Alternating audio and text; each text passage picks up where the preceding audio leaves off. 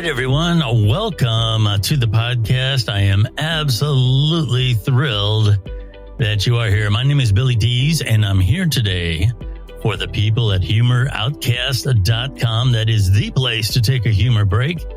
Also, there is HO Press, Shore House Books. We want to say hello to Donna Kavanaugh. And if you get a chance, check out HumorOutcasts.com. A lot of great, funny stuff on there. All kinds of humor, new content pretty much every day. Do check them out. HumorOutcasts.com. On the studio line with me today is Deborah Fezelle. Deborah, welcome to the program. Hello, Bill. How are you? I am doing fantastic. Deborah has been on the program numerous times. You may know Deborah. Deborah is, well, she's got all kinds of things on her resume. She's an actress, a performer, an author, and she's the author of the Nick McDear series. There's any number of books that follow that character. And she's going to talk to us today about a book she has titled The Time of Our Lives. And what this book is about, in the early 70s, Deborah was a student at Juilliard. And if you don't know what that is, we'll touch on it. But the bottom line is a very prestigious performing arts school. She went to school. Some of her classmates are names that you would certainly recognize. As a matter of fact, I would go as far to say that they are household names. And she's going to talk about that journey, what that experience was like. And I got to tell you, now I knew this because I've interviewed you before. But I didn't realize, when you talk about your early days, that you and I, it's one thing to say we have the same hometown, but you and I have the same schools, the same streets. I mean, you are from Canton, Ohio. Is that correct? Were you born here? I was born there. And then my father, who was in the Air Force, moved us to San Antonio, Texas. Okay. And then we came back when I was 8. Okay. Canton, Ohio, for those around the world that may not know, probably what we are most famous for is the Professional Football Hall of Fame. And I'll spare you a lot of football details, but suffice it to say, if you do any research at all, the NFL actually started in this area. Some of the biggest names, Paul Brown, namesake of the Cleveland Browns, all those people are from this general vicinity. So that's kind of what we're famous for. But a lot of people don't know that this is kind of Northeast Ohio is pretty an active area. I don't know what it was like in the early 70s. I'm going to touch on that with you, Deborah. But Ohio right now is I'm guessing probably like the 7th largest economy. We have agriculture here. We have energy here. We have technology here, hospitals, medicine, the Cleveland Clinic, all those places. It's a very diverse economy. And we do have arts here. As a matter of fact, there's a film, an independent film thing there in Cleveland that's doing very well. And this area of Canton, Ohio gets overshadowed by the football that's here, Ohio State and all this other stuff. But it's actually a very active area for the arts. Now, was that kind of your experience there in the early 70s?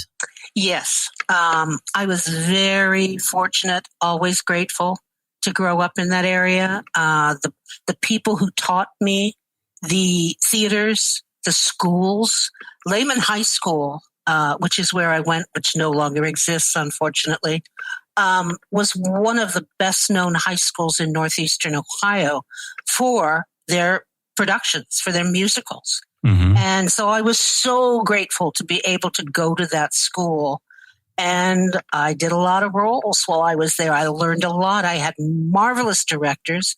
There were summer theaters to work in. I'm just eternally grateful for all of the experience I got there. The Canton Players Guild was very big, still is, I guess. So I learned a lot, and there was a lot to draw from. And here's the big thing. Tom Robbins, who I talk about in this book, I went to Juilliard. Now, they only take like 35 students a year after auditioning all over the country. But I went to Juilliard coming from Canton, Ohio, one of 35. And 2 years later, Tom Robbins, who also went to Lehman, who also worked at the Players Guild, who also worked in all those theaters around town, he got into Juilliard. Wow. He was group 6, I was group 4. So that says a lot about the people who taught us, who nurtured us as we were growing up. Yeah. And mentioned, I don't want to mention their names, but some of the teachers that you credit in your book at Lehman, I came along probably 5 or 10 years later to high school. I went to McKinley, and a lot of those teachers were there. So I knew some of your teachers, probably about 10 years apart, but nonetheless, I knew a lot of your teachers. So it was really interesting to go through that part of the book. When you were young, that age, let's say in maybe grade school, things like that, were you a born performer? Were you somebody that, did the imitations, stood up in front of people and did stuff? Was that in your blood from the very beginning, or did that kind of evolve with inside you? I was a total ham from the time I sprung from the grave. That's what my mom always said anyway. I loved it. I just loved it.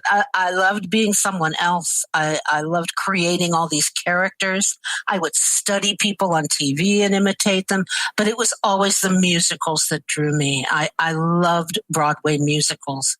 And so I would go out and get all the cast albums, memorize them, perform them from beginning to, I knew every show by heart. So amazing. Yeah, it was in me forever. I kind of wonder, I kind of believe that that's kind of, in someone's blood right from the very beginning. I found an interesting mix. We're going to talk about Juilliard, and just very briefly, if you don't know what Juilliard is, it's a very prestigious performing arts school in New York. And it's probably best known for the movie Fame. If you remember that was the storyline kind of went, that was the place where the school where that story happened, where that movie happened. Actually, the story Fame was the High School of Performing Arts, which was always a prelude to going to Juilliard, though. Oh, okay. I got you. So I stand corrected. And you were in the drama portion. Right. Okay. You were in the drama portion of the school. Okay. Well, that's good to know. But anyway, nonetheless, I wanted to give people a frame of reference how important the arts were to these particular types of students. I mean, this is what they lived for.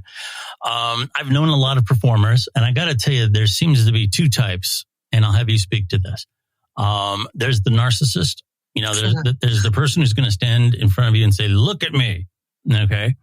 And then there's going to be the other one. And I did a little bit of stand up for a while, and I've noticed that in the headliners that I met, they weren't the life of the party when you were behind stage with them or out with them socially. They weren't the guys that were standing on the bar stools. They were very reserved. And it was almost like they had a little bit of vulnerability to them. They have this gentle side that is very tender. Was that your experience with performers? I agree with you. There are 2 types.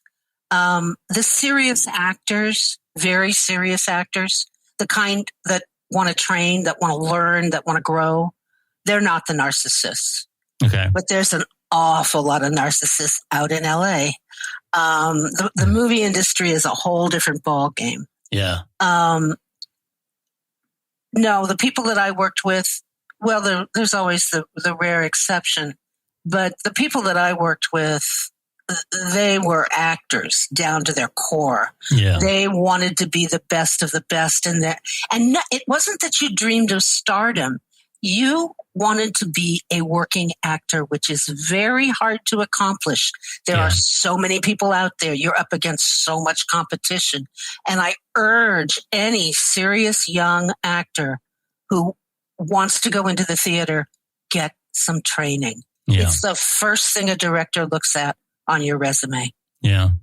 I would agree with you that the serious actors have a vulnerable side. I think they call upon that a lot of times, especially ones that do dramatic roles, although comedic actors very good doing drama as well.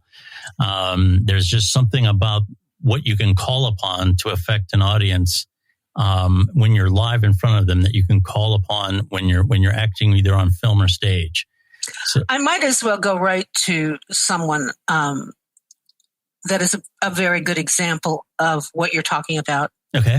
Someone I went to school with, Robin Williams. Now, when I knew him, he was very young. We were all just starting out.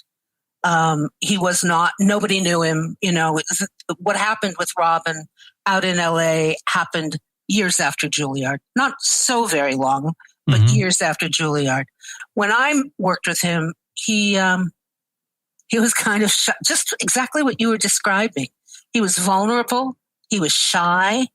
My boyfriend and I hung out with him all the time. I played opposite him in Night of the Iguana when he first came to Juilliard. He came in as an advanced student, which is in your it's a 4-year training program.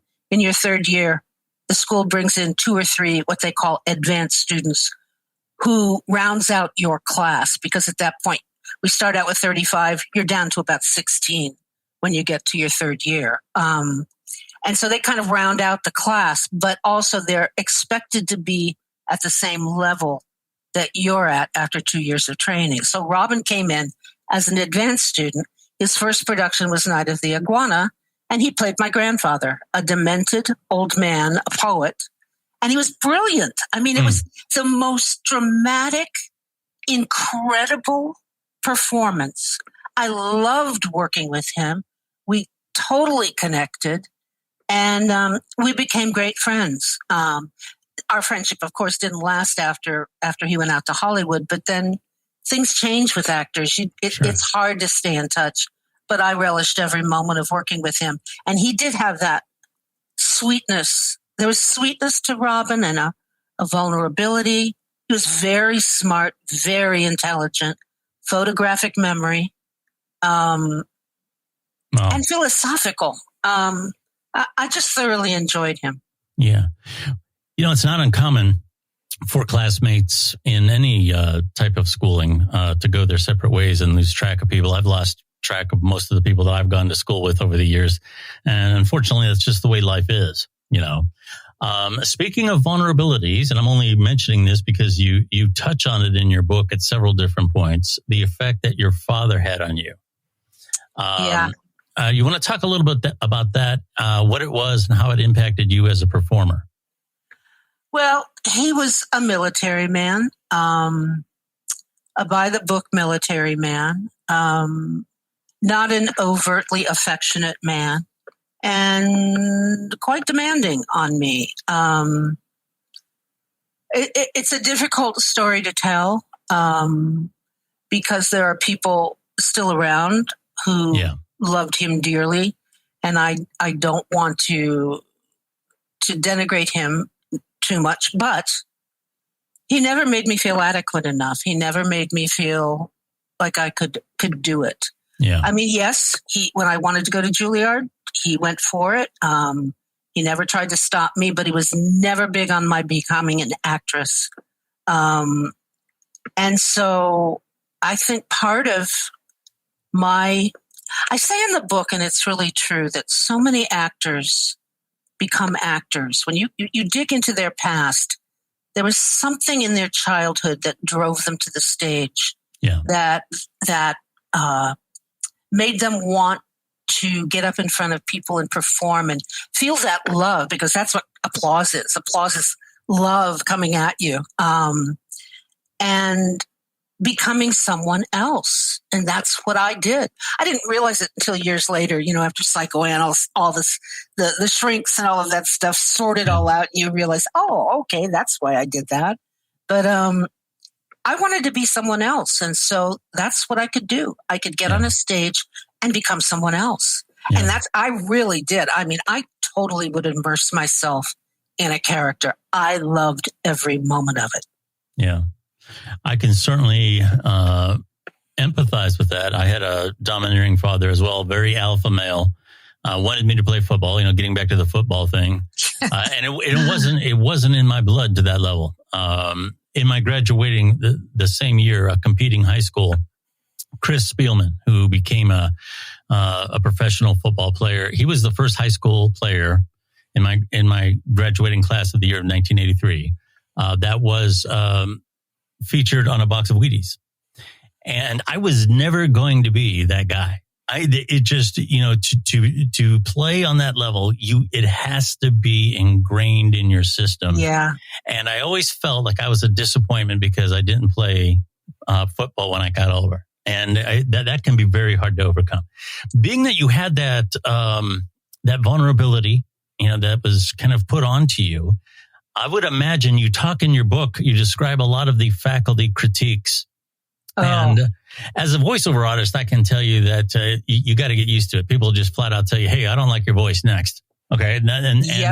But for, a lot of people, that can be devastating depending how far it goes. How did you handle that? And how did your class handle that? Well, they make you over. I mean, you come into Juilliard and we call it, they strip you bare. They take away everything you've ever learned, throw it out the window, and retrain you. I came in with a combination of my speech was a Midwest twang and a Texas drawl. I mean, my speech teachers tore their hair out when they first heard me speak, because you have to learn an international dialect.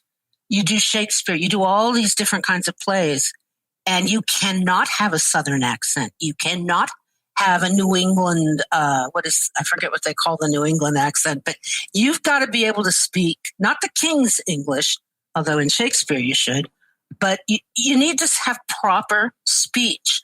My voice, I didn't have too much of a problem with it, but there were people in my class, I speak of one guy in particular who I adored. They just never let up on him. They never liked his voice. They said he didn't have a stage voice. And no matter what they did with him, I mean, they just beat him down to the point where he left at the end of the second year and ended up having an incredible career. I mean, he does commercials all the time. He's a director. He's performed on stage all over the place. There's a saying, and I know I'm getting off topic a little bit, but there's a saying among Juilliard students, kind of a joke, that you don't want to graduate because the ones who really make it are the ones who don't graduate. Yeah. And that's even in the book. I think it's Eric LaSalle who I quote in the book about that, but so many do not graduate. I mean, my class started with 36 or 37, I can't remember now, and we graduated 6. Wow. But then my class imploded in the third year. Interesting. There's another quote that you have from the book that kind of stood out to me, and it kind of speaks to what you're talking about, the life. And speaking about the book, your quote is, "For those who trained at Juilliard, this book is a trip down memory lane.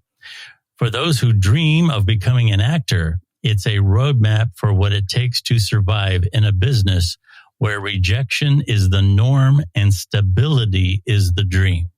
Yeah. Yeah. I believe that. That's true. Yeah. You have to learn early on, you're going to get rejection after rejection after rejection. There's always that rare person who hits it big early. And usually the ones that hit it big early have a lot of ego problems as life goes on, or drug problems, or many problems. Yeah. It's a rare person. I know maybe just 3 who hit it big early and ended up being truly wonderful human beings. And one of them is British. He's not even American. So it's rare. It's very rare. Yeah, the British folks, they seem to be really good at producing actors and rock stars. I don't know what it is. It's true. That is true. They do both very well. Very well. You talk about being a group 4 in the drama division of Juilliard. What is special about that? What is it known for? Well, each class that came in, the school began only 3 years before I arrived. The first class was group 1 and so on. So my class was the 4th class. I think they're up to group 57 or 58 now, which tells you how old I am. It was the early years. John Houseman created a program based on the British way of training actors. And he brought in a lot of teachers and directors from the UK who are wonderful, by the way, fantastic. Mm-hmm. And so it was something brand new that had never been done in this country, and it kind of set Juilliard apart from any other acting school in the U.S. And we were guinea pigs.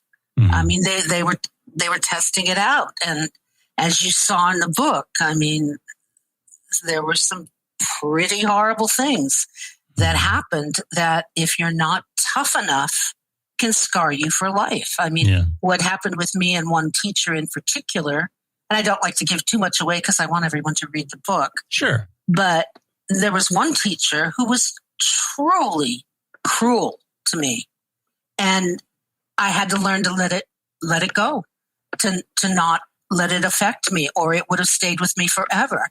Thankfully, I had some excellent teachers like Michael Kahn and Marion Seldes who nurtured me, who gave me my wings to fly, who knew how to handle young talent, who belonged in a school like that teaching young actors. But unfortunately, they made some mistakes with some of the teachers too. One of the things that's a dimension to your book, I'll put it this way, is that there is a certain nostalgia for what was New York during that time. And anybody who was familiar with New York that time can probably feel that. You as a young person going there and seeing a side of the world that is completely different. And I would imagine anybody that goes to New York from just about anywhere is going to have that feeling. That comes across in the book. What kind of an impact did that have on you in terms of your attitude towards going to school there? It took a while, as I say in the book. It's like, unless you come from a big city like LA or Philadelphia or Chicago, going to New York when I was 19 is like going to a foreign country. It's a totally different world.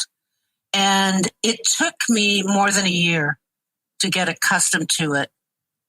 But once I did, I fell in love with it. I mean, I consider New York City my adopted hometown. There's so much there.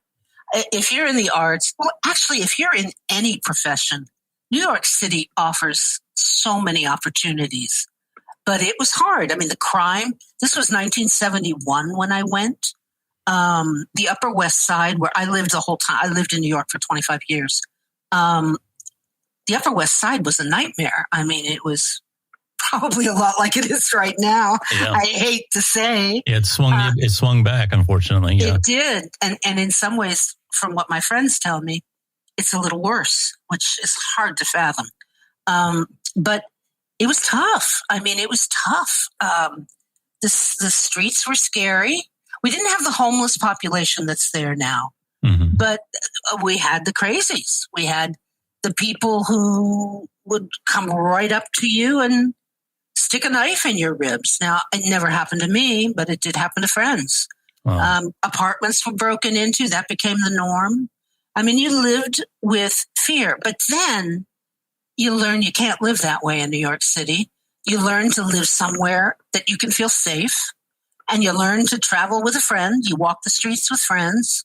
There was a time in New York City, not so very long ago, I mean, maybe 15 years ago, where I could go out and walk anywhere in this, well, not anywhere, but almost anywhere by myself and not be afraid. I mean, it was a wonderful time. I would say it was the late 90s, early 2000s, when New York City was just a fabulous place. I still love it. I mean, my Nick McDear books all take place in New York City. I love writing about New York. I love describing it no matter what time period it is. But back then, it was scary. It was scary. Sure. The book is titled The Time of Our Lives, author Deborah Fezelle. What do you hope the reader takes away? Now, I would imagine, let me kind of preface my own question here. I'm sure people who are in the performing arts are really going to enjoy every dimension of this book. But I would go as far to say, even as somebody who's only casually interested in entertainment, the training that's involved, the New York vibe that's involved. It all kind of goes into the aura of this book, if that's a good term. What do you hope the reader takes away from it? Because it's also a story of growth in terms of what you went through. You evolved during your time there. Yeah, it's my personal story. When I was approached to write this book, my good friend Cynthia nagged me for 2 years to write this book. She was in my class. And then when I ran it by Donna, my publisher, she loved the idea. And so I thought, okay, I'm going to take a break from the McDear books and I'm going to do this. I think I want to show that if your dream is big enough, if you want it badly enough, and you work hard to get it, you can get there. Mm-hmm. Yeah, I evolve a lot in this book. I came there as I quoted myself. I mean, what I called myself was an Ohio hick. It's the first thing out of my mouth when I met Cynthia at Juilliard. Mm-hmm. And then I evolved. I mean, I learned to love diversity. I learned to love all the different people in New York City and learning about where they came from and their cultures. I loved all the different foods. I became a completely different person, but it took time. And yeah. I mean, also coming from my dad, I mean, I had to find that peace. And I did with a boyfriend who was in my class. So it all kind of came together when I was at Juilliard, which is why I call it The Time of Our Lives. I mean, that's why I call the book that, because it was the basis for everything that came after. I mean, I'm still close friends to half of the people in my Juilliard class. We've never lost touch, many of us. And the things I learned in that school, the life lessons that I took away, I applied forever. I apply it to my writing today. Mm-hmm. So I just want everyone to believe, and it doesn't have to be in the arts, whatever is deep down inside of you that you want, don't give up on it. You may think you're fighting incredible odds. I mean, that's what I thought. I had a dad who was a doctor, a man of science, who didn't really believe in a career in the arts. I got past it. I came from Canton, Ohio. Yes, a wonderful place for the arts. But I went from there to New York City, which seemed impossible, but I learned to adapt and I moved on. I mean, you can get there. You can get there. I also want to say I've been surprised I keep getting private messages from readers, many who are not in the arts, who have said they were stunned to discover what went into being an actor. I think that the average person doesn't realize. I think they think we all just get up and do it. Yeah. No, there's a lot more to it. And these people who have written to me have said, thank you for letting us know all of the hours and the years that go into getting yourself prepared to walk on a stage. The Juilliard community also has been fantastic. I've gotten wonderful response, especially from the people who were there back in the day. They said most of them have said they read it in one sitting, that once they started, they couldn't stop because it was so real. It took them right back there, which is the greatest compliment I could get. That is absolutely fantastic. I'll say the name of the book one more time, The Time of Our Lives, author Deborah Fezelle. Where can people buy the book? Amazon. It is on Amazon, both in the U.S. and in the U.K., and I think worldwide. I know a lot of my U.K. friends have bought it in the U.K. Kindle and print, published by Shore House Books, and it seems to be doing very well. I'm quite pleased because you'd think a book like this would have a narrow audience. Surprisingly, it's a little wider than I expected, which is wonderful. Oh, I don't doubt that. Yeah, I believe that there is on performing arts of this level, you have that window to humanity, like you were talking about. This isn't about standing on stage and shaking your booty. This is about, creating something that is going to impact someone's emotions, impact their intellect, and the amount of skill that goes into that, the training that goes into that. So it's a great book, The Time of Our Lives by Deborah Fezelle. If people want to follow you on social media, where can they find you? I'm on Facebook. I'm on Twitter. I'm on Instagram. I have an author page on Facebook, author Deborah Fezelle, and I have an author page on Amazon. All Deborah Fezelle. Awesome. Deborah, thank you so much for coming on and talking about this book. I'll say it one more time. The Time of Our Lives, author Deborah Fezelle, available now on Amazon. Thank you so much for sharing your story. Billy, thank you so much for having me on again. I'll say it again. Talking with you is like sitting in my living room talking to a friend. Awesome. Oh, that's a fantastic compliment. Thank you so much, Deborah. I also want to send out a shout out to Donna Kavanaugh over at HO Press and Shore House Books. And be sure to check out HumorOutcasts.com, the place to take the humor break. New content pretty much almost every day. As far as I am aware, I check it out very often, and there's always something new on there. And it's very topical. You know, a lot of times whatever's going on in the news has got some kind of funny little cartoon or something going on. So HumorOutcast.com.